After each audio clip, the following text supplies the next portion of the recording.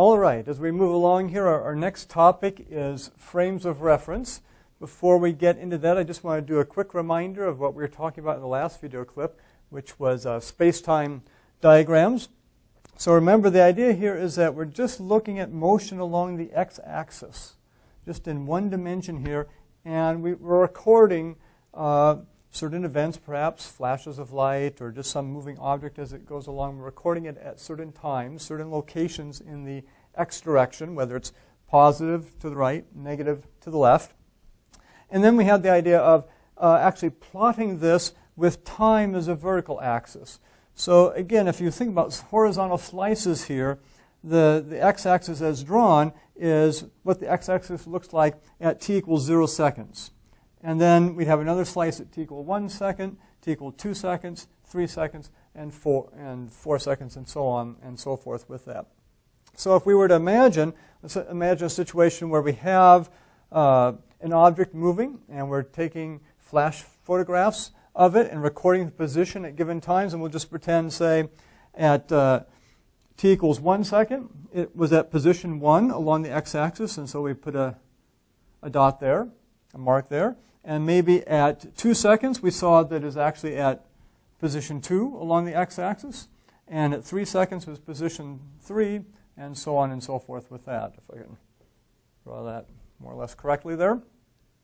And we also talked about the concept then of a velocity, that we can actually draw a line through these plotted points if we wanted to. And the velocity of an object when we do this plot is essentially distance traveled over elapsed time. So the distance traveled, sometimes we call this the run along the horizontal direction, the distance traveled divided by the elapsed time.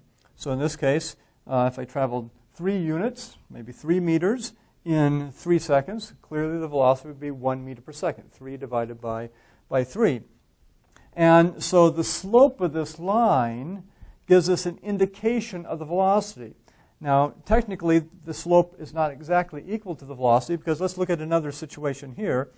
Let's say that in 1 second, it only went half a meter. And so in 1 second, it'd be right here.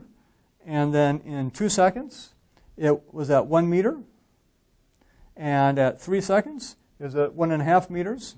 So it's going at steady velocity there, a half meter per second. We can pretty much see that. Draw the line here. And that represents a different path for perhaps a different object, or the same object second time around going at a different speed. And we see here that in the first case, it was going 1 meter per second.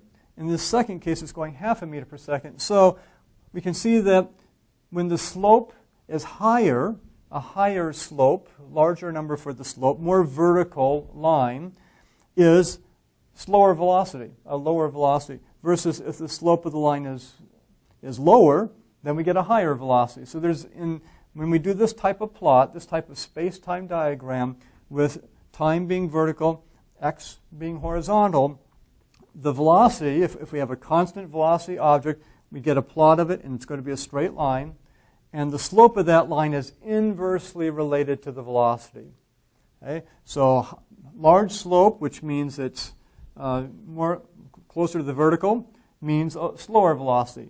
Smaller slope means it's closer to the horizontal, gives us a larger velocity.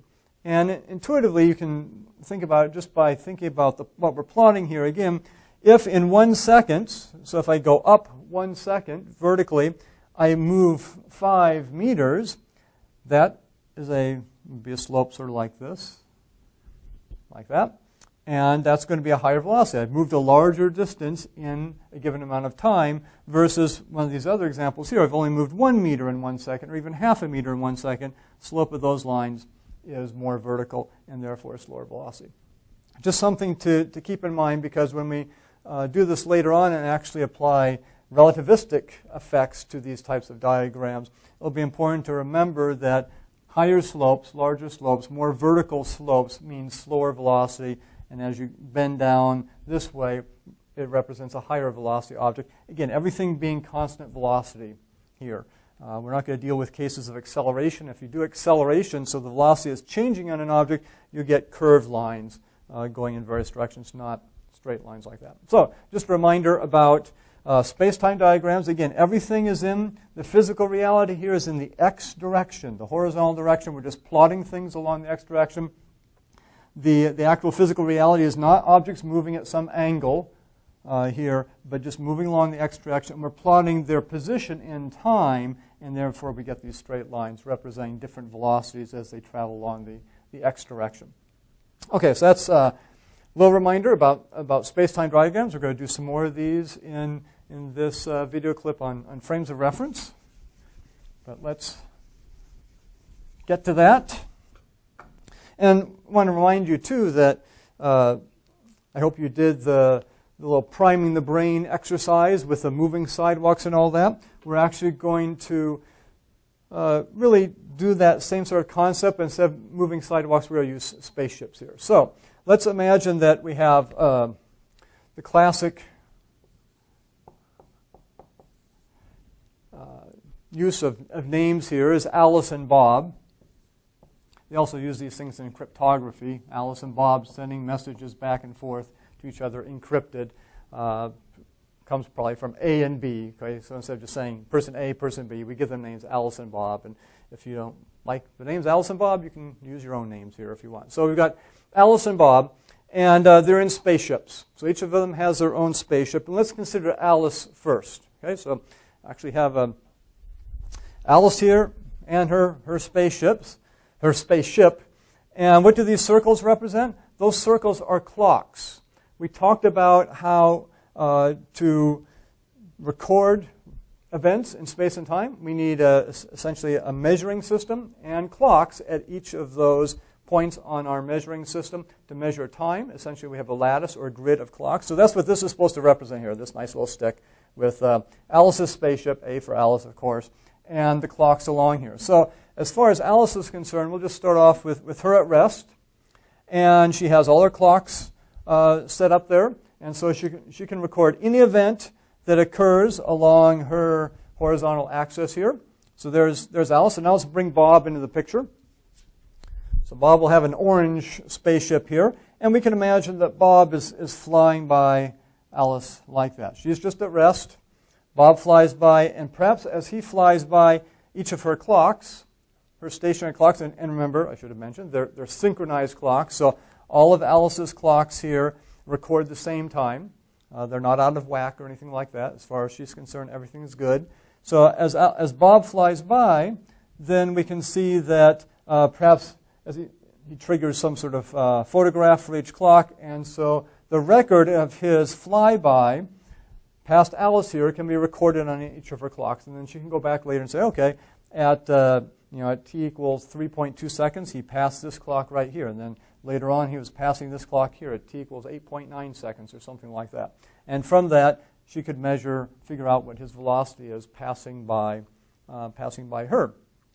So let's pause there for a second and actually do a space-time diagram of just Bob flying by Alice and her clocks here. So if we do that, we'll say,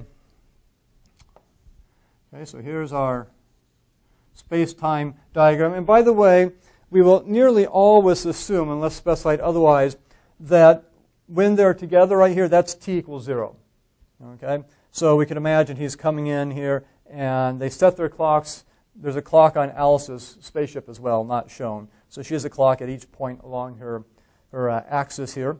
And so right here is t equals 0, and then as he goes along here, Alice's clocks measure his position at those times. So we'll always assume that when we're talking about Alice and Bob, their clocks are synchronized. Bob has a clock on his spaceship. She has a clock on her spaceship. They're all synchronized at t equals 0. So often we'll be starting at our point t equals 0 here. So this will be time for Alice and position for Alice as Bob flies along. And we want to plot Bob's path through Alice's space, as it were. So at t equals 0, they're right together. Again, right here, we'll start our clocks right here at t equals 0, and then as Bob goes on, the various clocks will record Bob's position. And remember, all these are synchronized, so maybe when right here he's at time t equals 1, so all Alice's clocks would read t equals 1 at that point, according to her. and then t equals 2, perhaps here, t equals 3, t equals 4, t equals 5. So what we get is, we'll use red a little bit here, so let's put some tick marks in, like that. So position 1, 2, 3, 4, 5, 6, and some times 1, 2, 3, 4, perhaps. So this is what Alice would record. Alice would record, again, we'll just say at time t equals 1, Bob was at position 1, clock number 1 there. So right here, I guess we'll put it in red. Been using red here. At t equals 2, he's in position 2. T equals 2, position 2. T equals 3, position 3, and so on and so forth. And again, assuming constant velocity, we'd get a line. If we did more recordings of all his positions, we get that line representing a certain velocity. In this case, 1 meter per second, perhaps, or something like that. Whatever our units happen to be. Maybe 1 mile an hour, or 1 light year per hour per second, something like that. So there is his, by the way, we'll talk about light years a little later on in the course. You've probably heard that term. You may be a little fuzzy on exactly what it means, so don't worry about it for the moment. So just constant velocity for Bob here. And this is what Alice would observe. And just to sort of jump ahead in terms of what we're talking about here in terms of frames of reference, this is Alice's frame of reference. Alice's frame of reference is her sitting there with her clocks. As far as she's concerned, she's not moving. She can see all of her clocks in a line there.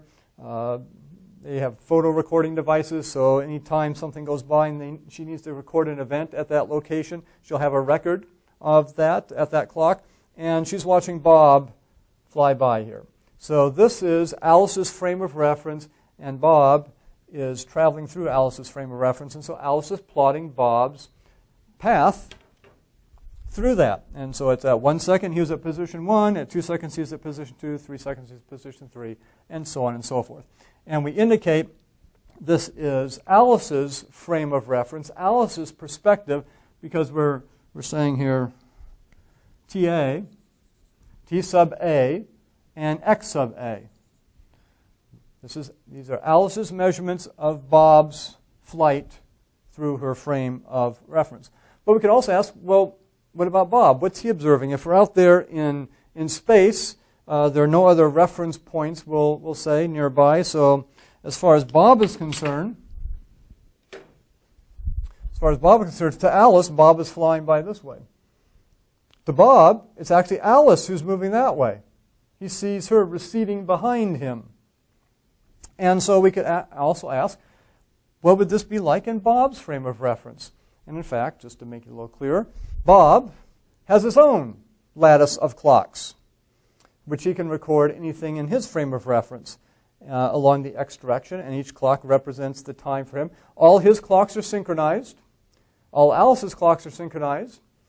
A little later on, next week, we'll see that that was one of Einstein's key insights, that Alice's synchronized clocks in this case, Bob has his synchronized clocks, but as far as Bob is concerned, Alice's are not synchronized, and also Bob's are not synchronized to Alice. But that's jumping ahead a little bit. We need to make sure we understand how these frames of reference work, because even though the idea is fairly simple, in my experience, I find that later on it can cause some confusion, like I've said before, if you don't get these foundational issues down solid.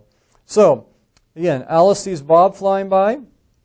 Bob, from his perspective, sees Alice receding, really flying by backwards, if you want to put it like that. And he can record Alice's path with all his clocks. And again, they're synchronized for him. Alice's clocks are synchronized for her. So if he did that, what type of diagram would he see here? Well, let's draw another one over here. And we'll label this T sub B, because this is Bob's perspective, Bob's frame of reference. And this is X sub B. And actually, in this case, we needed some negative values here, but we'll put these in. Like 1, 2, 3, 4, -1, -2, and now we're running into Alice's plot there. And then the time again, 1, 2, 3, well, more or less. You see I've got different scales here, but we'll assume it's the same. Doesn't really matter for our point here, because plotting Bob, then he sees Alice, plotting Bob's perspective. Okay, remember, from Alice's perspective, at time t equals 1, he was at position 1. Time t equals 2, he was at position 2. For this simple example, we'll assume it works the same way for Bob. So he sees Alice at t equals 1. He sees Alice at his negative 1 position, and then negative 2 position, negative 3 position, and so on and so forth. And so we get something like this. At t equals 1, he sees Alice right there. And at t equals 2, he sees Alice here. And so, again, if we continued on, we get a line going like that. In other words, it's just pointing in different directions. It points to the left. This one points to the right because, as far as Alice is concerned, Bob is moving to the right. As far as Bob is concerned, Alice is moving to the left. And just to indicate this is Alice from Bob's perspective, from his frame of reference. And this is Bob from Alice's perspective. One moves to the left, one moves to the right. And the whole concept here of a frame of reference is that neither could tell which is really moving and which is stationary. Really the whole concept of the principle of relativity that we're working our way towards here, and we'll get to very soon, not quite in this video clip, but coming up in a couple video clips here, we'll talk more about that. But we can already see hints or indications of the principle of relativity here, that if you're out there in outer space, there and there are two spaceships, there are no other reference points around, one can't tell where the other is moving. And perhaps you've had that experience. You've ever, say, been on a train or even a car, perhaps, where there's another train or car next to you, and the road is very smooth, the tracks are very smooth, and so you see movement, and you're not sure, are you moving, or is the other train moving? And it can be disconcerting there for a minute. But that's really the key concept of the principle of relativity. Alice and Bob, Alice sees Bob moving, Bob sees Alice moving. As far as Bob is concerned, he's stationary. As far as Alice is concerned, she's stationary as well. So this is the frame of reference concept. The frame of reference is the perspective of a stationary observer like Alice or Bob with their frame of clocks. And so this is Alice's frame of reference. This is Bob's frame of reference with his lattice of clocks, synchronized clocks. And the whole idea here that we'll explore more as we go along in the course is some of the surprising results of the fact that even though it seems like if Bob's clocks are synchronized and Alice's clocks are synchronized, they should see things the same. In actual fact, they don't see things the same because of some surprising results due to the speed of light, as Einstein was really the first to understand that.